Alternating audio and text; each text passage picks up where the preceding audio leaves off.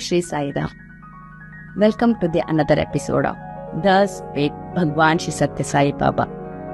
Sai Mata Pita Dina Bandhu Sakha Tere Charanon Mein Sai Mera Koti Pranam. ಸ್ವಾಮಿಯ ಪಾದಾರವಿಂದಗಳಿಗೆ ಕೋಟಿ ಕೋಟಿ ಪ್ರಣಾಮಗಳನ್ನು ಸಲ್ಲಿಸುತ್ತಾ ಎಲ್ಲರಿಗೂ ಸಾಯಿರಾಮ್. ಬಾಬಾರವರು ನೀಡಿದ 5 ಮಾನವೀಯ ಮೌಲ್ಯಗಳಲ್ಲಿ ಒಂದಾದ ಸತ್ಯದ ಬಗ್ಗೆ ನೋಡೋಣ. ಸತ್ಯ ಎಂದರೆ ಆಲೋಚನೆ, ಮಾತು, ಕೃತಿಗಳು ಒಂದೇ ಆಗಿರುವುದು. ನುಡಿದಂತೆ ನಡೆಯುವುದು ಕೂಡ ಸತ್ಯದ ಒಂದು ಭಾಗವೇ ಆಗಿದೆ. ಇದೇ ಮಾತನ್ನು ಹೋಲುವ ಶ್ರೀರಾಮಕೃಷ್ಣ ಪರಮಹಂಸರ ಜೀವನದಲ್ಲಿ ನಡೆದ ಒಂದು ಘಟನೆಯನ್ನು ನೋಡೋಣ. ಒಂದು ದಿನ ಶ್ರೀರಾಮಕೃಷ್ಣ ಪರಮಹಂಸರ ಶಿಷ್ಯವೃಂದದಲ್ಲಿ ಒಬ್ಬ ಬಡ ಮಹಿಳೆ ಇದ್ದಳು. ಅವಳು ಒಂದು ದಿನ ತನ್ನ ಮಗನನ್ನು ಗುರುಗಳಲ್ಲಿ ಕರೆದುಕೊಂಡು ಬಂದು ಕೇಳುತ್ತಾಳೆ, ಗುರುದೇವ, ನನ್ನ ಮಗನು ದಿನಾಲೂ ಸಿಹಿ ತಿಂಡಿಯನ್ನು ಕೊಡಿಸೆಂದು ಕೇಳುತ್ತಾನೆ. ಇದರಿಂದ ಅವನ ಹಲ್ಲುಗಳು ಹಾಳಾಗಿವೆ. ಅಲ್ಲದೆ ದಿನಾಲೂ ಕೊಡಿಸಲು ನನಗೆ ಸಾಧ್ಯವಾಗುತ್ತಿಲ್ಲ. ನೀವೇ ಏನಾದರೂ ಬುದ್ಧಿ ಹೇಳಿ ಎಂದು ಹೇಳುತ್ತಾಳೆ.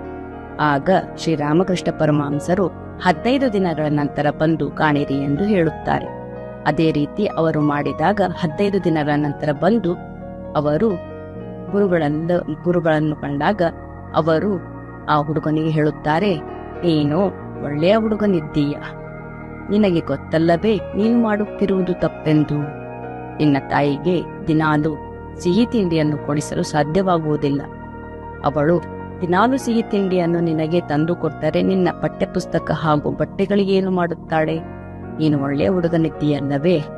ಈ ಅಭ್ಯಾಸವನ್ನು ನೀನು ಬಿಡುತ್ತೀಯಲ್ಲವೇ ಎಂದು ಕೇಳಿದಾಗ ಆ ಹುಡುಗನ ಮನಸ್ಸು ತಕ್ಷಣವೇ ಪರಿವರ್ತನೆಯಾಗಿ ಅಂದಿನಿಂದಲೇ ಅವನು ಸಿಹಿ ತಿಂಡಿಯನ್ನು ತ್ಯಜಿಸಬೇಕೆಂದು ನಿರ್ಧಾರ ಮಾಡುತ್ತಾನೆ. ಆಗ ಅಲ್ಲೇ ನಿಂತಿದ್ದ ಆ ಹುಡುಗನ ತಾಯಿಯು ಗುರುಗಳಿಗೆ ಕೇಳುತ್ತಾಳೆ, ಗುರುಗಳೇ, ಇದನ್ನು ನೀವು ಮೊದಲೇ ಮಾಡಬಹುದಿತ್ತಲ್ಲವೇ ಎಂದಾಗ ಶ್ರೀರಾಮಕೃಷ್ಣ ಪರಮಹಂಸರು ಹೇಳುತ್ತಾರೆ, ತಾಯಿ, ನಾನು ಕೂಡ ಸಿಹಿ ತಿಂಡಿಯನ್ನು ದಿನಾಲೂ ತಿನ್ನುತ್ತಿದ್ದೆ.